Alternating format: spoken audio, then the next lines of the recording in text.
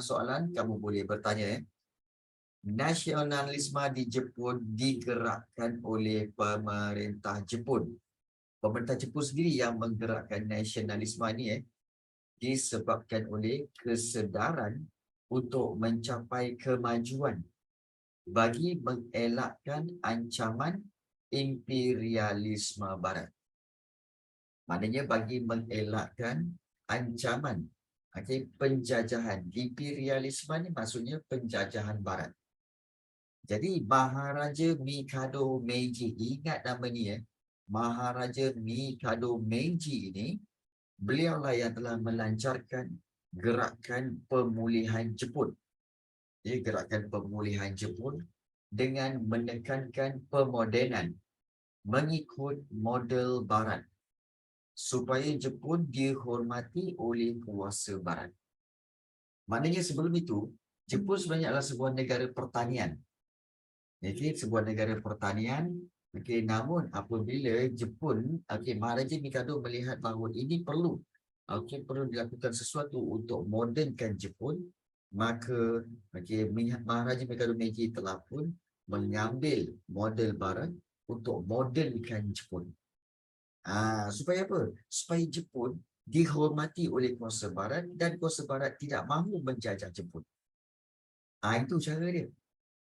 Jadi kalau kita lihat prinsip dan semangat Bushido dijadikan asas membina nasionalisme. It's okay. Prinsip dan semangat Bushido dijadikan asas membina nasionalisme dalam kalangan rakyat dan pemerintah semasa era pemulihan Meiji. So, apa itu semangat Bushido, cikgu?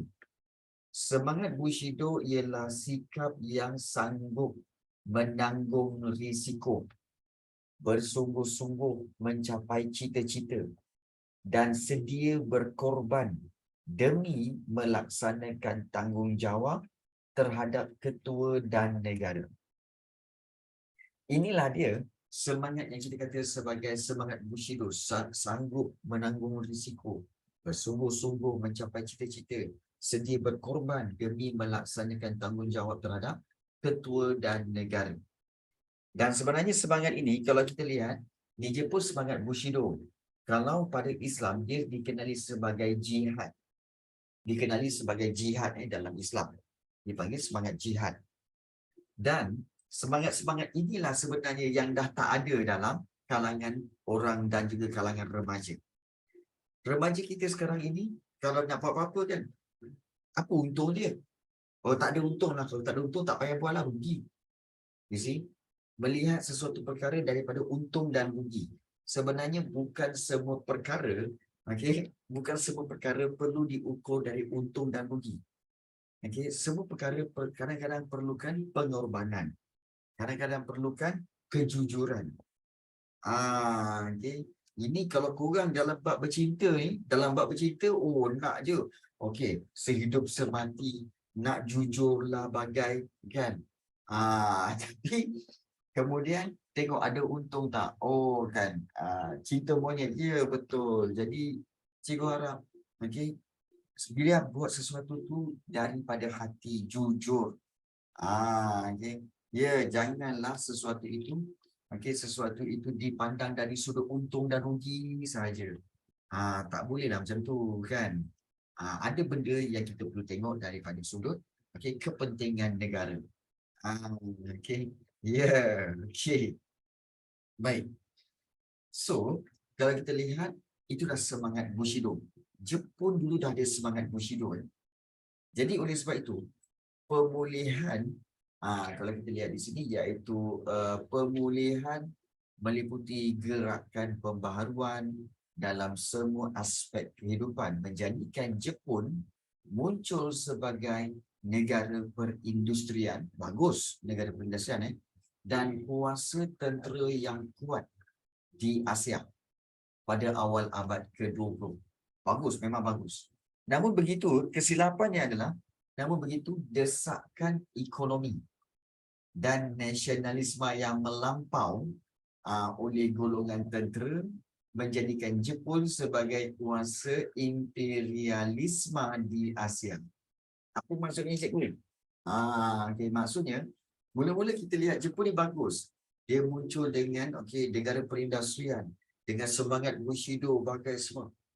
Tetapi lama kelamaan, apabila Jepun dikuasai oleh golongan tentera, mereka telah muncul sebagai kuasa tentera yang kuat dan atas desakan ekonomi perlukan bahan mentah dan sebagainya, mereka telah menjadi kuasa imperialisme atau kuasa penjajahan yang baharu di Asia. Jadi, sebab itu Jepun memulakan penjajahan sampailah ke tanah Melayu. Ingatkan Jepun ni sebenarnya semangat Bushido nak majukan diri mereka saja. Rupanya nak terus menjajah. Habis dijajahnya Russia, China, kemudian juga Vietnam, Kemboja dan sampai ke tanah Melayu serta Indonesia. Jadi kuasa penjajahlah pula. Jadi itulah yang berlaku kepada Jepun. The tables have turned. Ya, betul. They earn ya, betul. So itu yang berlaku kepada Jepun sebenarnya. Sekejap. Cikgu nak sendkan. Baik. So itu yang berlaku kepada Jepun sebenarnya. Paling penting kamu kena ingat iaitu nama-nama seperti Maharaja Mikado Meiji. Ya, Mikado Meiji. Jadi, nasionalisme di Asia ini, kebanyakannya di Asia merupakan gerakan untuk menamatkan penjajahan kuasa asing dan menuntut perubahan politik seiring dengan pembinaan negara bangsa. Contohnya di India, Mesir, China, dan nasionalisme juga berlaku dalam bentuk gerakan pembaharuan dalam negara untuk mengekalkan kedaulatan. Seperti yang telah berlaku di Empayar Uthmaniyah dan juga di Jepun. Jadi kita sewajarnya mengambil iktibar untuk sentiasa berwaspada terhadap anasir asing yang boleh menjejaskan kedaulatan bangsa dan negara. Jadi, nasionalisme di Asia melibatkan berapa negara? Ingat nasionalisme di Asia melibatkan India, China, Empayar Uthmaniyah dan Mesir serta juga Jepun. So, 4 buah negara. Sebelum itu, nasionalisme di Barat bermula dengan 3 revolusi. Ingat 3 revolusi iaitu revolusi keagungan, kemudian revolusi Amerika serta revolusi Perancis. Kemudian bawa kepada nasionalisme di Asia, India, China, Empayar Uthmaniyah dan Mesir serta juga di Jepun. Baik. Kita lihat pula daripada Asia, daripada Barat pergi ke Asia, daripada Asia kita fokus kepada Asia Tenggara, iaitu perkembangan nasionalisme di Asia Tenggara. So kita lihat di Asia Tenggara macam mana dia. So nasionalisme di Asia Tenggara berakar umbi daripada gerakan membebaskan diri daripada penjajahan kuasa Barat. Memang kebanyakan negara Asia Tenggara dijajah oleh kuasa-kuasa Barat. Seperti yang berlaku di Filipina, di Burma, Myanmar, di Vietnam dan juga Indonesia. Namun begitu, di Thailand berbeza sikit. Di Thailand, gerakan nasionalisme ini bersifat menuntut pembaharuan dalam pentadbiran. Sebab Thailand adalah sebuah negara yang tidak pernah dijajah oleh mana-mana kuasa. Jadi, pembaharuan ataupun nasionalisme ini berlaku kerana untuk mengekalkan kedaulatan negara daripada ancaman imperialisme. So, kita tengok hari ini, nasionalisme di Filipina. Kenapa Thai tak dijajah, cikgu? Baik. Bagus soalan itu. Kenapa Thailand tidak dijajah? Banyak sebab. Iaitu kalau kita lihat antara sebabnya adalah antara sebabnya adalah kerana kebijaksanaan. Kebijaksanaan pemimpinnya. Pemimpin Thailand yang mana kita tahu pemimpin Thailand ni terdiri daripada beberapa orang, iaitu Maharaja ataupun Raja Raja Chulalongkorn dan juga Raja Mongkut. Baik. So siapa nak tahu tentang kenapa Thailand tidak pernah dijajah? Nak tahu tak? Dan dengan perkembangan nasionalisme di Asia Tenggara. Baik, di tempat cikgu ni rasanya hujan yang lebat turun. Ya, hujan lebat turun. Bagaimana tempat kamu? Hujan lebat juga ke? Hujan lebat juga no, alright. So kalau kita lihat di sini, berkait rapat dengan panas juga Baik, kita lihat nasionalisme di Filipina. Kita tengok Filipina dulu. Filipina, korang kena faham dia punya susun atur cerita. Dia ada susun atur cerita nasionalisme di Filipina. Iaitu nasionalisme di Filipina muncul untuk menghapuskan penjajahan asing. Ingat tokoh-tokoh ni, antara tokoh nasionalis penting, antara tokoh dia adalah seperti Jose Rizal, Andres Bonifacio, dan juga Emilio Aguinaldo. Tiga orang ni. Dulu Filipina dijajah oleh Amerika kan? Ya, betul. Tapi dalam kisah ni lah, kita tengok dalam kisah ini, dalam cerita ni. Alah, nama pun. Jangan marah. Nama korang tengok Jose Rizal. Dia sebutannya bukan Jose Macam Imran Bad. Itulah pasal macam Imran Bad bukan Jose Rizal ni. Ada kena-mengena tu. Jose Rizal dengan Imran Bad. Mungkin ada kena-mengena kot. Baik. Sepanyol pernah jajah Filipina ke? Ya, betul pernah. Jom kita tengok. Baik. Nasionalisme peringkat awal berbentuk gerakan propaganda yang telah dipimpin oleh Jose Rizal. Gerakan ini menuntut Filipina, dia menuntut dua perkara, menuntut Filipina untuk dijadikan sebahagian daripada wilayah Sepanyol. Yang mempunyai hak yang sama seperti bangsa Sepanyol. Jadi Jose Rizal kata apa? Sebenarnya sewaktu Jose Rizal ni menentang, sebenarnya kita tengok dulu. Sebenarnya mula-mula Filipina setelah lama dijajah oleh Sepanyol. Lama sejak daripada tahun 1800 lagi dah dijajah oleh Sepanyol. Jadi Jose Rizal ini menubuhkan gerakan propaganda. Dia kata apa? Kami mahu menuntut supaya Filipina ini menjadi sebahagian daripada wilayah Sepanyol dan penduduk-penduduk Filipina ada hak yang sama seperti bangsa Sepanyol. Tapi Jose Rizal kemudian menubuhkan Liga Filipina. Liga Filipina ialah satu parti politik pada tahun 1892 untuk mendesak kerajaan Sepanyol melakukan perubahan politik, ekonomi dan sosial di Filipina. Namun apa yang berlaku apa yang berlaku sebenarnya? Jose Rizal telah ditangkap dan dipenjarakan oleh Sepanyol.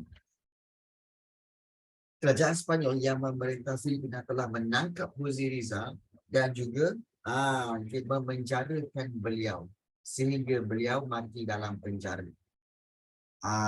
Ada yang kata mati dalam penjara, ada yang kata mati dibunuh oleh Jose Rizal ini. Jadi kegagalan gerakan propaganda yang dimulakan oleh Jose Rizal ini gagal. Jose Rizal ini pemimpin. Jose Rizal ini adalah seorang pemimpin yang telah memimpin rakyat Filipina untuk menentang pemerintahan Sepanyol dan menuntut hak bagi penduduk rakyat Filipina. So Jose Rizal ni orang biasa sebenarnya, tapi dia orang terpelajar lah. Dia ni macam Datuk Onn Jaafar lah, macam Datuk Onn Jaafar yang kata apa, bangun untuk membela rakyat. Gitu. Jadi bukan Long Jaafar, Onn Jaafar, Datuk Onn Jaafar. Nanti kita akan tengok. Datuk On Jaafar. Ya. So, kegagalan gerakan propaganda ini mencetuskan idea nasionalisme yang lebih radikal. Apa itu radikal, cikgu? Radikal itu agresif. Yang lebih agresif. Bila penduduk Filipina tahu bahawa Jose Rizal telah ditangkap, dipenjarakan, maka ramai yang muncul lain, iaitu apa? Seperti Bonifacio. Andres Bonifacio telah menubuhkan katipunan untuk memperoleh kemerdekaan Filipina melalui revolusi. Katipunan sebenarnya adalah gerakan revolusioner ataupun gerakan golongan revolusi. Golongan yang ingin melakukan perubahan. Menggunakan akhbar kalayan. Dia gunakan akhbar kalayan. Diorang tak puas hati, diorang tulis dalam akhbar meluahkan rasa, kita perlu bangun, menentang penjajah Sepanyol. Wahai rakyat Filipina, bangun. Dia tulis semuanya dalam akhbar. Akhbar kalayan. Jadi akhbar kalayan ini menyebarkan idea revolusi kepada rakyat Filipina. Jadi kemudian Bonifacio beserta rakan dia iaitu Emilio Aguinaldo telah memimpin katipunan melancarkan revolusi Filipina. Kita memimpin katipunan ini iaitu sebuah parti melancarkan revolusi Filipina pada tahun 1896 untuk menyingkirkan pemerintahan Sepanyol. Namun usaha ini gagal juga. Maknanya mula-mula Jose Rizal. Ingat Jose Rizal buat gerakan propaganda dan juga Liga Filipina gagal. Kemudian masuk orang yang kedua dan ketiga, iaitu siapa? Bonifacio dan juga Aguinaldo. Cuba menggunakan katipunan pun menggunakan revolusi Filipina pun juga gagal. Pernah ada soalan kepentingan penjajahan. Kita boleh lihat tentang kepentingan penjajahan sebenarnya kejap ni. Baik. Dan kemudian Aguinaldo. Emilio Aguinaldo kemudiannya bekerja sama dengan Amerika Syarikat. Korang tengok ni bekerja sama dengan Amerika Syarikat dan akhirnya dengan kerjasama Aguinaldo dengan Amerika Syarikat, mereka berjaya mengusir Sepanyol. Akhirnya berjaya menghalau Sepanyol dari Filipina. Berjaya lah. Namun begitu, apabila Aguinaldo isytiharkan perisytiharan kemerdekaan Filipina oleh Aguinaldo pada tahun 1899. So Aguinaldo kata apa? Kita dah berjaya keluar daripada Sepanyol. Terima kasih banyak Amerika. Jadi kita akan isytiharkan kemerdekaan bagi Filipina. Kemudian Amerika datang. Wait a second. Wait a minute. Kami Amerika tidak diiktiraf. Kemerdekaan kamu. Kerana sekarang ini kamu Filipina telah diletakkan di bawah penguasaan Amerika Syarikat. What? Keluar daripada mulut buaya, masuk mulut harimau. Nampak tak? Ingatkan Amerika Syarikat ingin membantu secara jujur. Ingin membantu rakyat Filipina menentang Sepanyol secara jujur. Rupanya tidak. 2 kali 5 je. Rupa-rupanya bila Sepanyol dah keluar, kan Amerika pula datang. Kata apa? Wait. Belum lagi. Nanti belum merdeka lagi. Korang sekarang di bawah kami pula Amerika Syarikat. Rukia.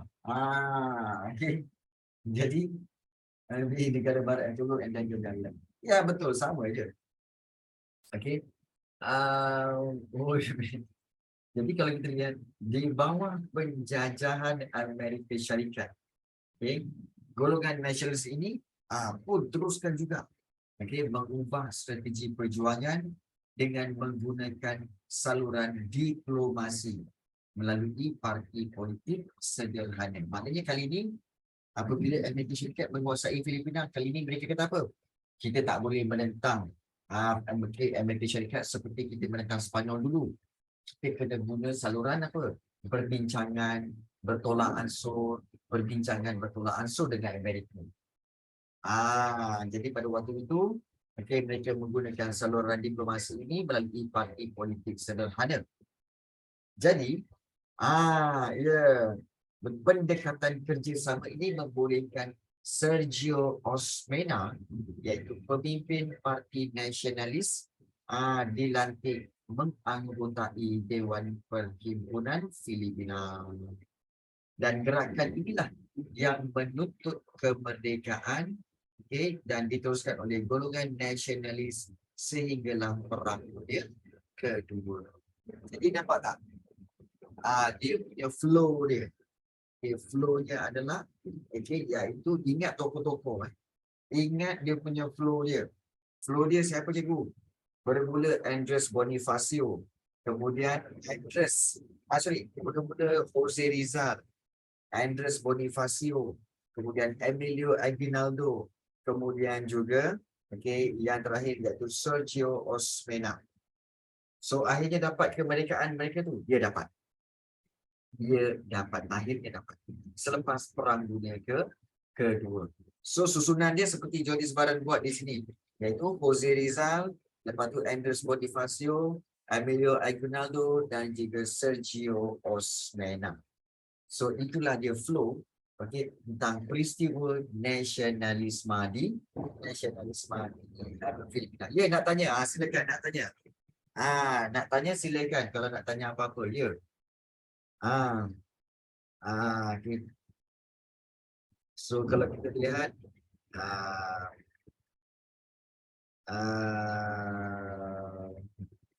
baik, kita belajar sejarah diorang sekarang ni. Diorang belajar sejarah kita juga. Ya. So ada yang tanya. Kita belajar sejarah diorang. Sekarang ni diorang belajar sejarah kita juga. Ya.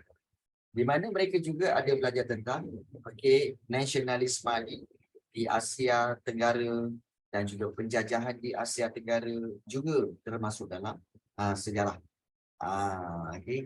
Dan juga ada soalan iaitu kenapa sehingga Perang Dunia Kedua? Baik.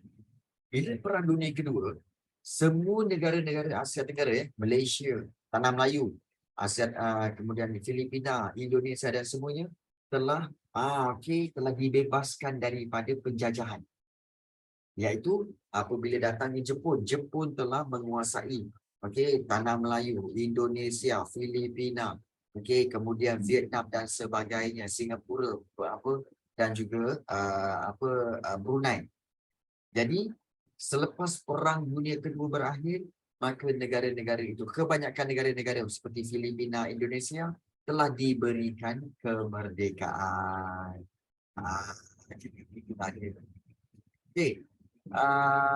Kenapa kita belajar Perang Dunia Pertama dan Perang Dunia Kedua? Kerana kita perlu mengetahui buruk baiknya perang. Itu yang pertama. Dan yang kedua, kita kena belajar tentang apakah iktibar daripada perang yang telah kita lalui semasa Perang Dunia Pertama. Sebab generasi sekarang ini mereka menganggap